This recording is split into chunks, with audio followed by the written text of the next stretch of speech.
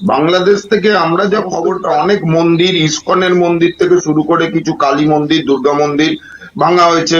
হিন্দুদের ব্যবসায়িক প্রতিষ্ঠানের উপর অত্যাচার হয়েছে, হিন্দুদের ঘর বাড়ি চালানো হয়েছে। এমনকি আরো ভয়ঙ্করও কিছু জিনিসের আমরা খবর পাচ্ছি। বাংলাদেশে এটা ভুললে চলবে না যে মৃত্যুর সংখ্যা দিনকে দিন বেড়ে যাচ্ছে, এবং তারা কিছু কিছু পুলিশ কর্মীকে, এবং তাদের ভাষায় হয়তো তারা কাপড় বলবেন, তাদেরকে ঝুলিয়ে দিয়ে ঐতিহাসিক উল্লাস করছে।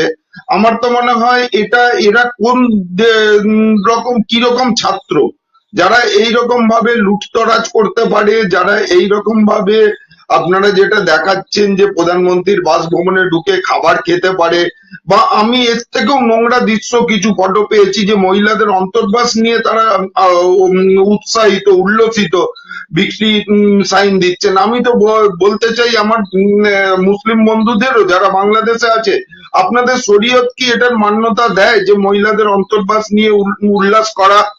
এটা আমার তো মনে হয় না যে কোনো ধর্মই এটা মান্যতা দেয়। আমি এটুকু বলতে পারি যে আমাদের হিন্দুদের মধ্যে এই পৈশাচিক ব্যাপারটা নেই। আমরা